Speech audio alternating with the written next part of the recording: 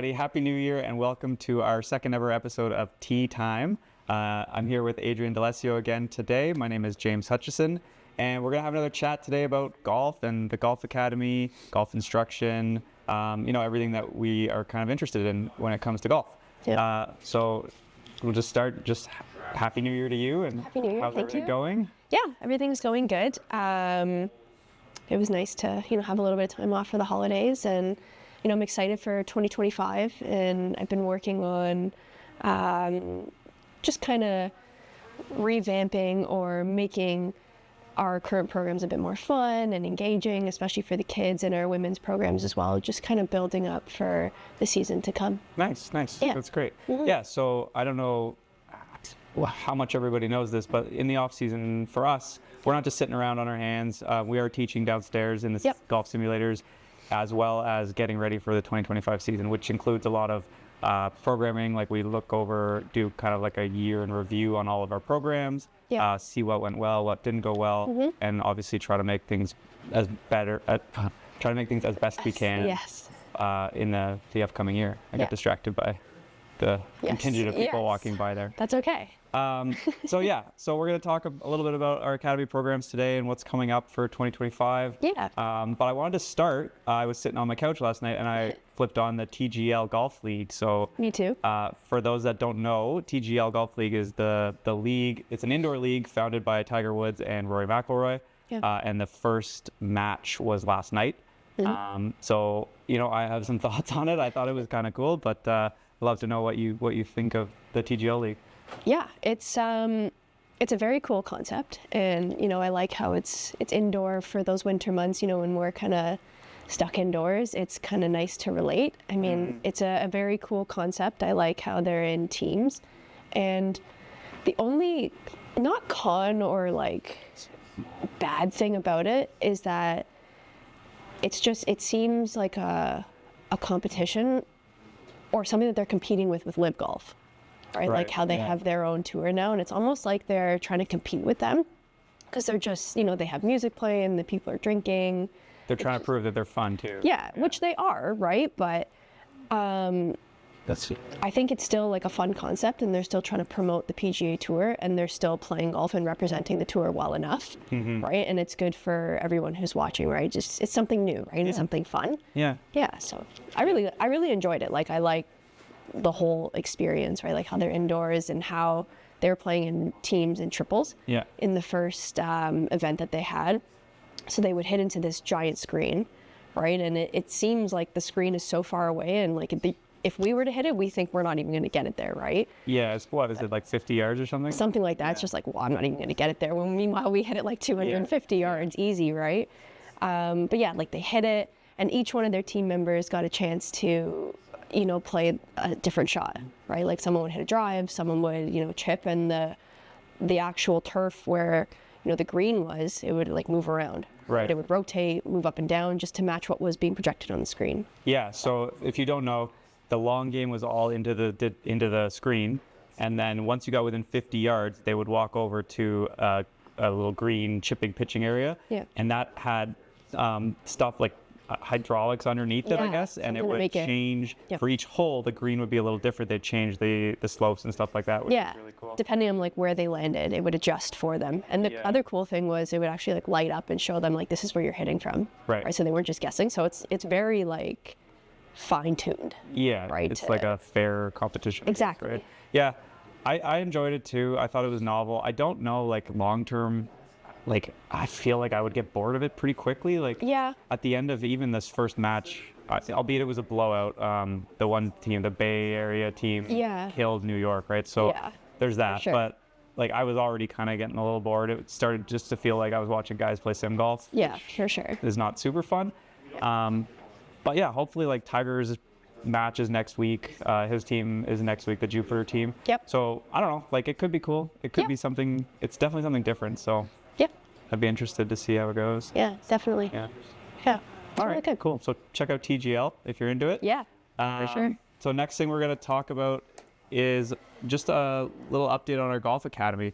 So like I said in the beginning, we're kind of revamping some of our things. So Adrienne, maybe you can just take us through just high level what you can expect to see. Programming is going to come out in the next couple weeks. So, watch your emails from the club and you're going to get the full list of programming for the outdoor season. So you can have it well in advance and you can kind of plan out your dates and what you want to do for either you or your junior. But yeah, maybe you could go into just a little more detail about it before we release the programming. Yeah, for sure. So I guess to kind of start off with ones that I've been working on in particular is our women's programs. So we have Golf 101, 201, 301, and they've been around, for the 2 or 3 years that I've been here. So just to kind of like basically go over like a brief description of each program and where everyone would kind of fall. So Golf 101 is just an intro to golf, right? Like you've never really picked up a club or you've only tried it a couple times and you really want to learn the basic fundamentals like your grip, your stance, your posture, and really just get that ball airborne. And, make some putts and good chip shots and everything like that to hopefully get you out onto the course and enjoying, whether it's 9 holes, 3 holes, 6 holes, whatever it is. Just to get you out there enjoying it, for sure. So if you're a golf member, you're probably not going to do 101. You're already golfing, right? You're already golfing. So it's more like our social members or possibly spouses of members, like if you're trying to get into it and potentially become a golf member, stuff like that. Yeah, I would definitely agree with that. And then once you've done Golf 101, you can jump right into Golf 201. Golf 201 is the next step up. This program is designed to learn more about the technique of golf, right? And to understand why the ball does what it does and why sometimes it doesn't always fly straight, right? We'll talk about different positions in the swing, more technical terms like a push, pull, fade, draw, slice, hook, all those fun terms. And, we'll dive into more things like club path and, why that can affect why the ball doesn't always go straight. Why does it have a curve? Why did it go so high? Why did it go so low, right? Just to understand their swings more and go into depth. Yeah, so 101, get your fundamentals. 201, more depth of knowledge, I guess you'd say. Yeah. Understand how to change certain things slowly, right? Right. Yeah. And then once you've done that, then you can go right into Golf 301. And Golf 301 is the most advanced that we have. But this focuses more on taking what you've learned from Golf 101 and Golf 201 and putting it into perspective and using it on the golf course. Right. So we talk about strategy, course management. Like we still want to keep all the major things that we've learned in mind while we're out there, but it's more so, okay, like we've hit on hole number 1, now we're stuck behind a tree. What are our options here? Right? Do we want to be brave and try to go through this teeny tiny little gap that we have, or do we want to chip out and, put ourselves into a better position to hopefully save par or bogey? Yeah, or even just like off of slightly uneven lies. Like when you practice on the range, our range is very nice. It is flat, right? So when you get it on the golf course, it's not flat. It's not. A totally different thing, right? So I think that is super valuable to be able to get those people, like progress them through the levels. And by the time they get on the golf course, they shouldn't be worried about their swing. They should be worried about how do I deal with this situation or that situation. Right? Exactly. Yeah. Right now you have water that comes into play. Now, like you said, you have uneven lies. You've got to carry it over something. What are your options, right? Instead of just being like, okay, well, when I was on the driving range and I just hit my driver, sure, you hit your driver, which is great, but there was nothing in your way at that point, right? So it's just really more course management and really thinking about your stuff. I love it. Yeah. Okay. So you want to talk a little bit about the junior program then as well? Yeah. So the biggest one that we're really focusing on right now, I think you and I had talked about 369. Yep. I think we just want to make it, more engaging and more fun for the kids. That way when they get here with their friends, they can go out and have something to look forward to other than just playing golf. We were talking about some prizing. So I think that'll really get them engaged, and we'll play some more games while we're out there too. Nice. So yeah. So for those that don't know, 369 is our Tuesday junior night. It's ages 5 to 14, so it's very, an inclusive program. It's not really very competitive. We might introduce a few more competitive aspects this year, but it's really about getting kids engaged, getting them with their friends, and getting them on the golf course. So it's the only program where we get the kids on the course. So I think it's super valuable And they really like that, right? Like they just want to go out, and it's nice to go on the driving range and just smack some golf balls, but it's good when they can be out and play just like their parents or their grandparents, right? Yeah, so, for sure. Yeah. And then what else we got? Camps? Yeah, we got some junior camps. We still have our development teams, our Owls, our Eagles teams, Blue Herons, and then our little ones, the Bumblebees. Yeah. So, yeah. So the idea with the juniors is to kind of have that pyramid of influence, right? Where you get a lot of kids in at the bottom in the Bumblebees or the 369, and then those who enjoy it and excel, we bump them up into our developmental programs. Yep. And then the Eagles is my program with the kids on Wednesdays who are trying to play high level tournament golf, you know, looking at college golf in the future, stuff like that. So yeah, which is great. And then our adult programs, a lot of them I think will look familiar in the upcoming weeks once we send out the club email. Yep. I think the big one that you wanted to talk about though was the seasonal coaching and how this will be like the most beneficial. Yeah, so seasonal coaching, we've done it in the past, but we really haven't put, I think, enough emphasis on it. Yep. So seasonal coaching is just what we call like longer term commitment to a coach. So we have 3 and 5 month commitments or coaching plans. And basically they're kind of what I see as the best way to make like legitimate long-term improvement to your games. Okay, so if you do 1 lesson, you do 5 lessons, usually we're working on a skill or a shot or whatever. With coaching plans, it's more holistic. We're working on turning over every stone we can to make you shoot lower scores. Yes. And whether that's putting, chipping, full swing driving, course management, health and fitness, like we're looking at all of it, statistics, strategy, like it's a more all-encompassing view. And I think it's definitely the way to go when we talk about getting better over a long period of time. I think so, for sure. It just gives you like the drive to want to get better, right? So you're held accountable for the commitment that you're putting into this, right? So if you say, okay, I'm going to commit, 4 lessons, but you're like, no, never mind, I'm only going to go to 2. You're just delaying that progression, right? And where you really want to be with your goals. Yeah. Right? Yeah. So the big thing for this program is we don't carry lessons forward. Yep.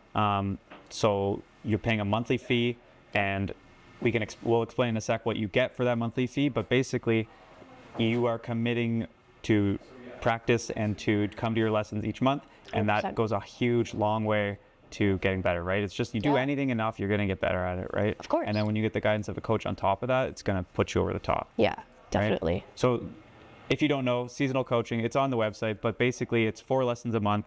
It's access to our Sportsbox AI app, which is a 3D motion app, which gives you a ton of info. You also get access to our speed training, the stack system if you need it, depending on what the coach decides you need. And the last thing is you get access to your coach, basically 24/7 via text or email, whatever you decide to communicate with. So it's an extensive program. It is really like, if you want to get better, that's where you should be. And so this is how you do it. Yeah. So this year, I think you and I, and we're starting with this video, but like we're going to try to push people and educate people to realize that, if you're truly serious about getting better over a long period of time, that's where we want people to be in this year. Instead of 1 lesson here, 1 lesson there, go away, get off the track, and then come back and get back on the rails, right? Like it's just, it's a cyclical, you go up, you go down, you go up, you go down. I want you to go up over time, all the trending time. up. Yeah. Yeah, I agree 100%, right? Like, I mean, just coming from a tournament background and playing in college and on like CJGA and the RCGA, like when I was really committed to it, like I had to really like focus on it, right? Because if I didn't practice or didn't commit to my coach, like I didn't perform well, right? And it reflected, and I would go back and he'd be like, so what happened? I'm like, I didn't go to my lesson, I didn't do this, right? So, but when I was doing well, right, like I was seeing him as often as I could or as often as I needed to, right? And just reporting back and really practicing. Like you really have to take all that time and just throw it all into golf, right? As if you have nothing else going on, right? Like that has to be a top priority. That's how you get better. Yeah, and I think it's just about managing expectations, right? Like if you expect to take, 10 shots off your handicap, but you're putting 2 hours a week into it, like it's an unrealistic expectation, right? You have to set realistic goals, right? Like telling yourself you want to shoot, instead of 95, you want to go to 90.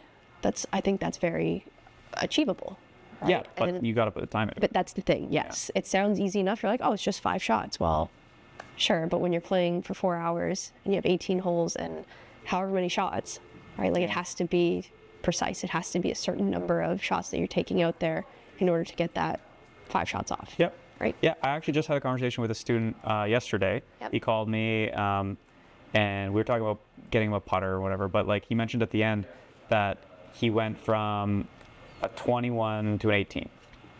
So that's great. He three strokes better. Yeah. Right. Mm-hmm. And he's excited about next year. Right. And that's the thing. Like he sees the progress.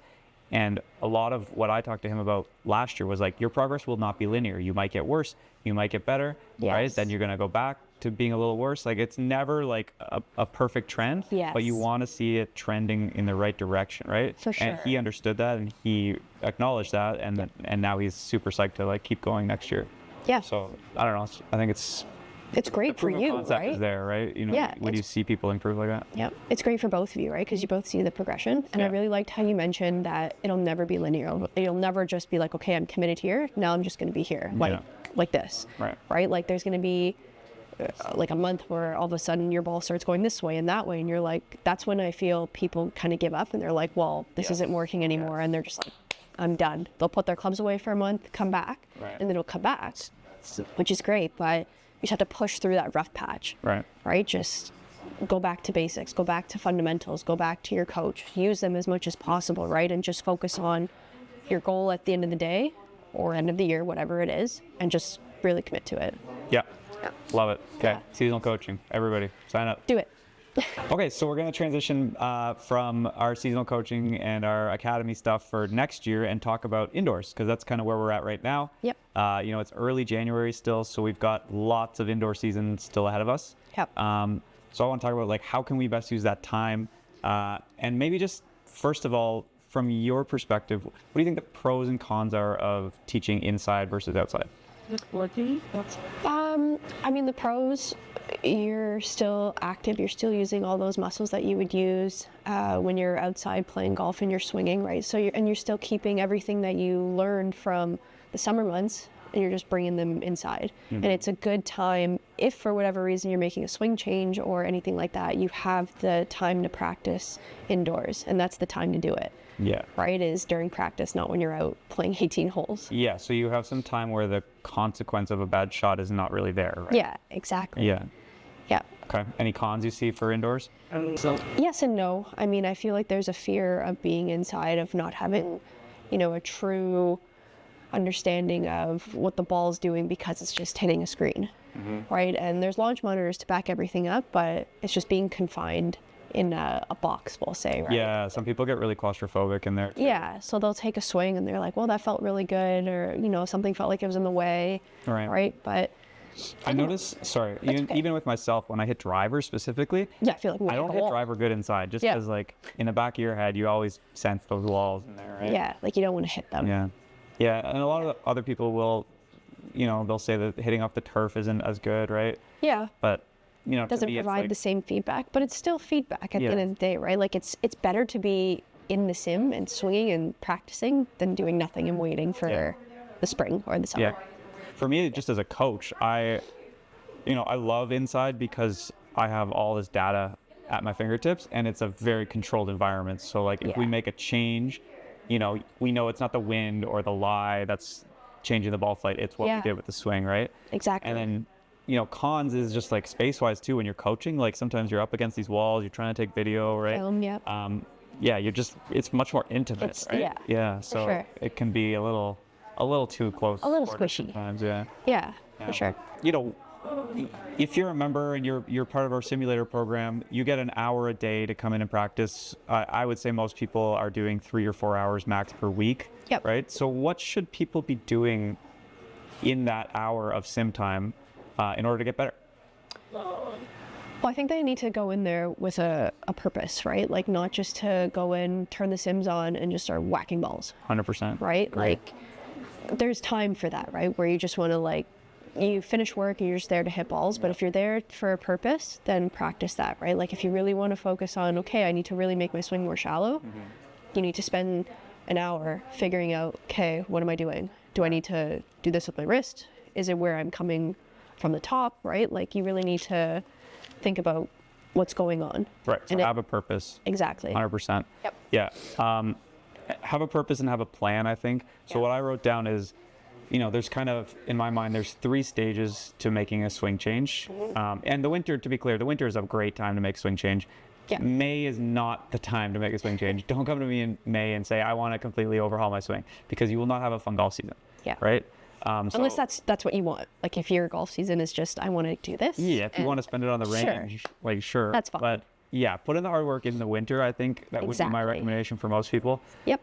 So step 1, new skill acquisition. So this includes like doing extremely slow reps. Yep. Oftentimes with no ball, or hitting very tiny shots, small shots, slow shots. Yep. Doing something perfectly, whatever that is, like moving your hand from here to here, but doing it perfectly every time. And the only way to do it perfectly every time, to overwrite your motor pattern, is to do it very slowly. Okay, and this is what people skip ahead of because it's boring. Okay, get your hand up there, put it where it should be. Get your hand up there, put it where it should be, and just repeat it. I would say do that for a month. Okay. Yeah. So we have it's mid-January now, so you got basically 3 months until the sim season's over. Do that for a month. Second level, solidify your new skills. So start to move quicker. Try to maintain the skill at faster speeds. Okay, so that means you're going to go faster, slower, faster, slower, faster, faster, faster. Oh, I'm losing it, slower, slower, slower, right? Yes. That's a lot of varied practice. Yeah. Okay, and then third step is we're going to integrate those new skills into our games. So being able to access our new motor patterns, our new skills when we're moving at top speed and when we're playing in game-like situations. So that's when I'd fire up the simulator, like the game functions on the simulator. Yeah. Go play a course and see if you can hit a drive and a second shot using your new skill, whatever that may be. Right? So if you break it into 3 sections, 3 like big blocks of time, a month, and you work with a plan, like whatever you and your coach have decided is the plan. Yeah. Split into the 3 sections. I think by the end of the winter, like, you're going to be a better golfer. Yeah. Inevitably, right? 100%. For sure. Absolutely. Would you add anything, change anything to that? No, I think that's like bang on, like practicing with a purpose and really utilizing coaches. Yeah. Right. Like now that like we're lucky enough down in the Sims, we have the cameras. So working with both, with cameras and us, to help with the feedback and everything like that's 100% beneficial. Yeah, the feedback, there's no excuse to not have feedback now. You have cameras, you have launch monitors, right? And you have access to some of the best coaches around. So. Yeah, lots of apps too. Yep. Right. Yeah. Don't overwhelm yourself with too much. But yeah, get a plan. Yes. And then work diligently. Yes. And don't jump around. The worst thing you can do is like practice something for a couple of weeks, decide it's not working, and then go off. And then try something else to make it work. Oh, and drive your coaches crazy. Yeah. Yeah. The worst thing you could do is come into your second lesson and be like, well, I was on YouTube and they said, oh, you drive me crazy. No. Don't do that. Don't do it. Okay. Like we're experts, you and I are experts. We know what we're talking about. If you stick with it long enough, you will get better. Okay. You just gotta trust your coach. Trust the process. Trust the process. Classic Tiger phrase, right? Trust the process. Just trust the process. 100%. Okay. I think that wraps up basically what we want to get through. Do you want to talk quickly about book club? Yeah. So I think you arranged a book to read. Yep. And as a group, we've all kind of decided to find a date to kind of sit down and chat together about. They're really based on golf instruction and the game of golf, which was really nice. We just recently had our meeting. What was it, on Monday? Yeah. We read Harvey Penick's Little Red Book. Yeah. For those that know that one, it's a classic in golf instruction. Yeah. It was great to hear everyone's opinions and perspectives and everything. And I think we can all relate, right? Because we're all golf pros, right? And we can use it for, our own careers and our own growth as people and relationship building. Especially for us as a team, we can bond. Yeah. Which is really good. Yeah, I enjoyed it. I think it was cool to hear people's perspectives on it. Yeah. They weren't necessarily the same as mine, but I think that's a good thing, right? So, yeah, exactly. Cool. Okay. Yeah. So coming up, I'm off to the PGA show with Jonathan and Kyle in a week and a half. Yep. Starting on the 18th. Yep. So we're gonna do episode 3. We're gonna have Jonathan on the episode, and we're gonna kind of talk about what we learned down in Orlando at the PGA show. Yeah. So I'm excited for that. Yeah, me too. Thank you for episode 2. Yeah, thank you. Do it again. It was great. Okay. Happy Thanks, golfing, everyone. everyone.